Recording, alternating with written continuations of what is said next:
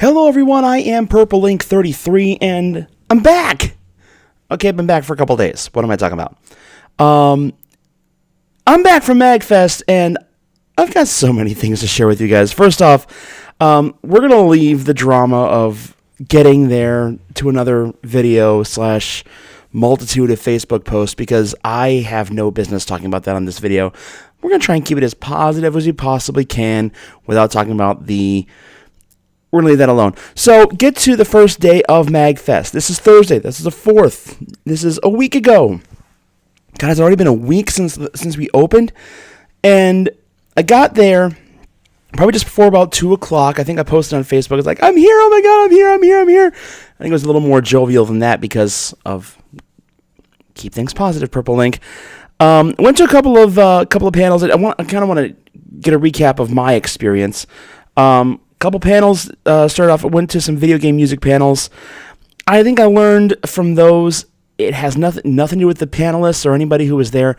I think I just realized all of that time I spent in music school may have been, I won't say for nothing, mainly because I realized that there's another direction that I've gone with my personal life and really enjoying doing this stuff that's on the channel here. You may see a video or two down the road of me playing something when I get a little more confident in my playing ability again.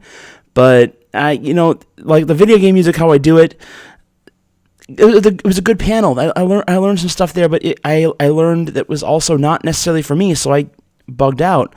And there was a great Next Level Tasty VGM Jams that was featuring... It doesn't show who did that one. I'm upset about that. There's a couple of the guys I believe with that at least performed with Insane in the Rain music the next day. Those guys, you guys were awesome. First off, having the little basic music theory lesson, music theory for non-musicians, if you will. But a lot of us were really interested in the reharmonization, and that was cool stuff. But again, I started kind of feeling inadequate in my own personal abilities as a musician, so I took off a little early. I took off a little early because I found, of course, Brento Floss played the Belvedere, which the Belvedere it's the hotel lobby bar. And when I say lobby, I mean it's completely closed in. Like, it is in the atrium level, and it does play out into the atrium. So, Brento Floss did bring up that during the show, it was not exactly the best sound quality for him. Or at least, he didn't get the best feedback. Like, we'd be applauding, yeah, it's awesome, and he wouldn't hear a damn thing. And we had an issue with, at least I had an issue with the fact that, the vocals were a little bit low, but I could still kind of hear what was going on, and the music still sounded pretty good. So there might be something for Magfest to take a look at the next year with that particular venue. Great idea, great venue, but we need to consider volume, and we need to consider the, how do we say it? The acoustics in that particular setting.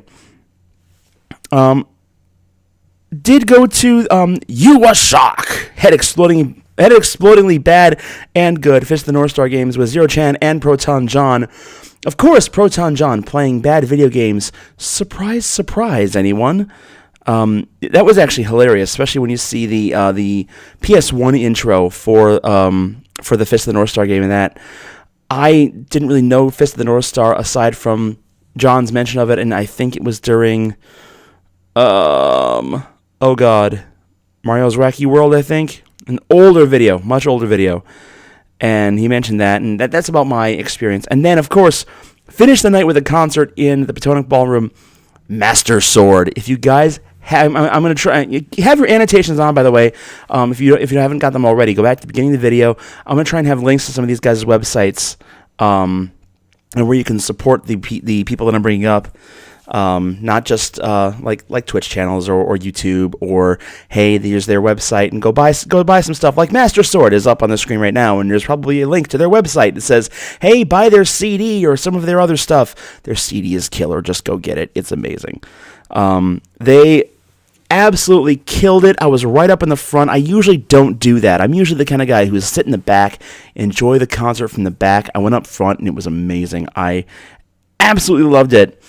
Get to Friday. I was going to plan on doing a couple of things in the morning regarding accidental comedy in video games and talking about video game music. I unfortunately slept in. Was desperately needed. Just trust me on that. It was absolutely needed to get the sleep. So missed those two. Got it for lunch. By the way, we ate the National Pastime Bar and Grill for lunch each day. Loved that place. And before I keep going any further, no one that is being mentioned in this video is giving me any money to talk about them. I'm just talking about them, so just enjoy it. There's no kickback if you go and like, hey, support this next one of our next sponsors that I'm mentioning on this video. No, it's not anything like that. Did go and see Brental Floss's Use Your Words game show panel. That was hilarious, absolutely hilarious. Super Guitar Brothers getting the job done. But kind of a Jackbox type game. With how interactive it is. It's actually really funny. You might see it on a future video here on this channel or on a future channel. We'll see. Insane in the Rain music, of course, played in the Belvedere. That was fantastic. Again, same sound issues. I did leave a little early, so I wanted to make sure I got to the next panel, which was a voice acting panel with Wes Johnson, John St. John, Jan Johns, to name a couple. One random guy who just jumped up and said, I want to be up there that day. Someone wasn't showing up, and they said, you know what, why don't you come on up here? You're going to be up here today. That was actually pretty cool. And then, so the funny part is, I got out of that, I saw a line start to form, and I said, hey, what are you guys waiting in line for? Throne controllers. Shit. I'm going to be in line for the next 2 hours. Sorry, Dad. I did bring my dad along with me on the trip, which he actually really wanted to go on the train ride along with me. But again, we're not talking about the train ride. It just wasn't not talking about it at all. Waited in line for 2 hours. I actually talked to my mom a bunch for that because she was actually going through round number, I think this was 3 of her chemo on this particular, or actually it was she got plugged in on Thursday. And for the record, she kicked us out. She said, no, you two need to go have fun and avoid the shit show that is my cancer treatment. And, you know, of course, we support her regardless after the fact. But the fact that she was able to, I mean, she ended up getting some help from friends here at home and friends and family here at home, so that was very good. But at any rate, so I'm waiting in line. I'm getting stories from Mom. I'm telling her all about the stuff that I'd seen at this point. I'm already gushing, by the way, at Magfest to her at this point. It had been a day and a half, essentially, for Magfest. Actually, almost 2 days, because this was the last thing I did for the day. Got into Throne Controllers, and that show was great. I'm going to let Runaway Guys post their video. I'm going to highly recommend you watch that when it does get up there. You'll probably see me, because I'm like right on the aisle, right up near the front. I think second or third from the front. And the competition was actually pretty intense. It was really good. I highly recommend checking it out. And then afterwards, they said, we're going to do a meet and greet Q&A over in Mages, which is the educational area. And yeah, I was going to do that. And what's really cool, you probably see it on screen right about now. There's a picture of the Sonic bag that I had with me. That was kind of like my carry-all bag for some of my extra shite.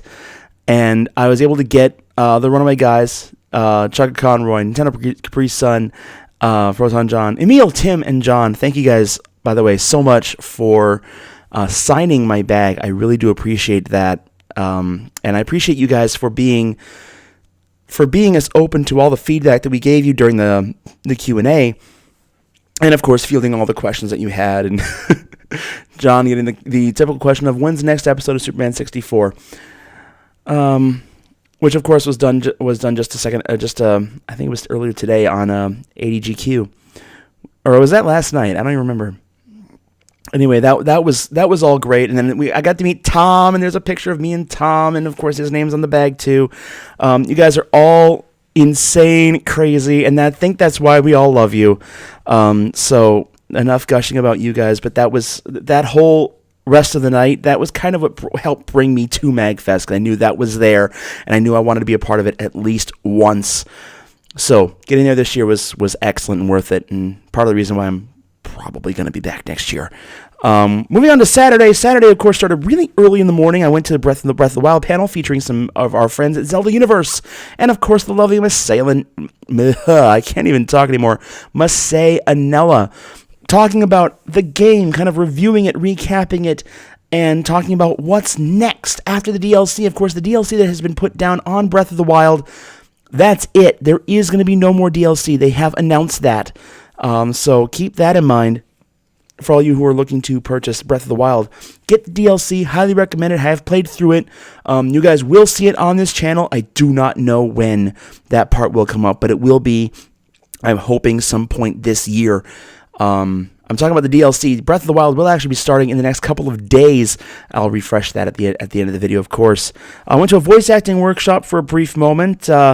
Wes Johnson and Jan Johns and a couple others, just kind of giving a clinic on how to do voice acting and getting people up to the microphone. I didn't get to go myself. I actually left a little bit early because I had to go use the facilities, unfortunately. But I got to see them give direction to some people. Voice acting has less to do with reading the actual script itself, and as opposed to getting immersed in the character. What is this character feeling? What is their backstory? How do they fit in with everything? I am going to try to apply some of that to the voice acting that I do in Breath of the Wild. You won't see that until at least episode 6, because I've already recorded the first 5. So there's that. Wits and Wagers did that panel later on. That's a board game. It's online called, again, Wits and Wagers. It is awesomely fun. We all got to meet a whole bunch of strangers. It was fantastic. Later on that evening, actually, this was one of the best parts of Saturday. There was Voice-A-Palooza 8. If you get a chance to find it on Magfest's Twitch channel, and actually, I'm not even sure they streamed it. It is definitely for mature audiences only because, that got raunchy. It was fantastic. It was hilarious. They read a couple Pulp Fiction quotes in different voices. Phil Moore got put in on the panel. He didn't know why he was on the panel. I don't think any of us knew why he was on the panel either. But the whole thing was hilarious, and I was probably rolling on the floor. I think my gut burst open. Trying to keep all the laughing. It was great. Later that evening, back to the Potomac Ballrooms, checked out the Sonic Adventure music experience. It's not Crush 40. Crush 40, bear in mind, is Jun Sonoe and Johnny Joeli, among others, but those two are the driving force behind Crush 40. Johnny Joeli was not there. It was Jun Sonoe with his bassist and another drummer who had grown up on the music, like the rest of us, like me. And that kicked so much ass. Imagine on stage. I've got some pictures, I think, up here of Sonoe-san and all these guys, and I've got probably a link to a website. I'm hoping I have that. I'm saying that as I'm planning this video out. I'm recording the audio, and then actually I did want to put a link on that. So let's do that. It was really cool seeing the stage behind them, and every time they ended they did rehearse that really well, where when the song ended, so did the stage. That was incredible. It was great. And it was the first time they'd ever done that particular show in the United States. No room for an encore, unfortunately, because everything was pre-programmed. So when the show was done, that was it, and that was the end of Saturday. And that was really the end of the biggest part of Magfest for me, at least panels-wise. Spent so much time in the expo hall checking out the arcade. I got to play some Beatmania with my own drumsticks. Yes, I brought my own drumsticks because I am that much of a nerd. Found in the console arcade area, they had some Rock Band set up. I absolutely played me some Rock Band. That was fantastic. And crazy fun. And then, of course, Sunday was the last day for any of that to happen. Everything closed at 2 o'clock. Closing ceremonies along with the charity auction. I think the charity auction, they said, raised about, what was it, like $19,000, something like that. You can find it all on magfest.org. Again, that link is up on the video right now. The feedback panel was essentially mostly a bitch session about hotels not being able to be booked correctly, things like that. I could get so into the math of why it's going to be so difficult to get the hotels absolutely right. Let's just put it to you this way. when you factor in staff when you factor in the staff staying at the hotel, even with 4 people in each room, after the staff and you have everyone who's left, only 15% of the rest of us are going to get into the Gaylord Hotel. It's going to be hard every year, just so you all are aware of that. So if you're going into it knowing you're probably not getting into the Gaylord, you're hopefully going to get into the National Harbor. Ubers are not too horribly expensive. I finally experienced Uber for the first time, and I'm okay with Uber. It's actually really good. But the feedback panel, and that ended with a guy walking with a giant championship belt and said the guy who was supposed to win this, he had another belt that was really cheap, and he could have exchanged it for this belt, which would cost us like $20-some bucks. And they said, well, it was a master gamer or a grandmaster or something like that. Basically, it was like a grand champion of Magfest. And they decided, well, we're going to have to sell this the old-fashioned way. We're going to get some people up here. They picked on 12 of us. I was actually the last one picked. And we got to play some Rochambeau, rock, paper, scissors for this belt. And, of course, you always go 1, 2, 3, shoot. It's always 1, 2, 3, shoot. And we explained this, and then the guy I played, the very first throw, he threw on 3, and that gave me, he threw paper on 3. That gave me the idea to go, oh, well, then I'm going to go scissors on shoot, and I get a point.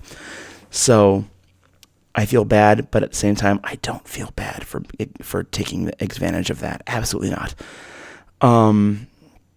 And then a second round, I played this girl. We had an epic battle for the third and final point, and she ended up taking it after I think about 5 draws. It was great, and she ended up winning the whole thing, which made me very happy. Some other people I actually want to give a shout out to. While I almost didn't mention this, while I was in line for Runaway Guys, I was talking at length with another I don't think it's a YouTuber, but he does follow. He actually just subscribed to me. So Guitar Slayer 1307, thank you so much for subscribing to me. I hope you enjoy the channel. And if you guys, of course, do want to subscribe to this channel to see all the cool stuff coming up in 2018, probably only including Breath of the Wild. I don't know how long that's going to take. It's going to take a while. Please make sure to hit that subscribe button. I don't normally do this, I know, but it's always good to get that subscribe button out there. But that, again, Breath of the Wild coming up this year, hopefully among some other things, and maybe some other new developments with Purple Link 33. And, of course, hit the little bell icon if you want to know exactly when things go up. So, there you go. My shameless plug for this event. But yeah, Guitar Slayer 1307, thank you so much for subscribing. The very last thing that I did was, Dad and I got out of the feedback panel / closing ceremonies, went over to the rail of the atrium, looked over the atrium. It's like, wow, this place is amazing. I can't wait to come back to this next year. And then this group of 7, like off to my right, as I'm looking out over the big glass window, they do the quietest Colossus roar I've ever heard in my life. For those who've been to Magfest, you know what the Colossus roar is. If you have not been to Magfest, look it up on YouTube. I might even have a video link right about now to what the Colossus roar really is. It's kind of one of those dumb con things, but dumb con things are great, and I love it.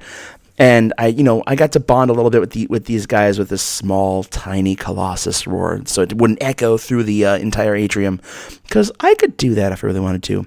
And we were all like, man, that was awesome. And even Magfest said, this year killed. It was incredible. I loved this particular con. This is going to blow any of it blows Wizard World Madison out of the water, at least for me. This is more my biggest explanation. This feels more like a community to me. It felt more like we're all getting together to celebrate our common nerddom, if you will.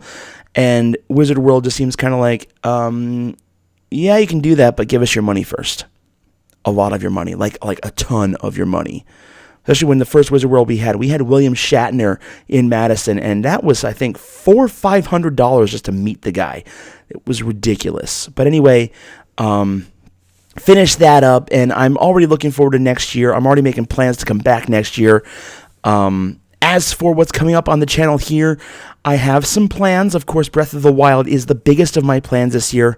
There may be a secondary plan, depending on if I can get my work schedule to work out with it, my trivia schedule to work out with it, and my computer to work out with it. If I'm going to do this plan, I'm going to need a better computer. I am looking at potentially getting a Twitch stream set up where I'll do a regular Twitch stream every at least once, maybe twice a week. But we'll see what happens with that. I don't know where that's going to go, but as soon as that is all ready to go, I will be letting all of you know here on the channel, as well as my Facebook and Twitter. Those links are on the screen as well. Thank you guys all so much for watching. We will see you coming soon with The Legend of Zelda Breath of the Wild. Take care, everyone. We will see you next time.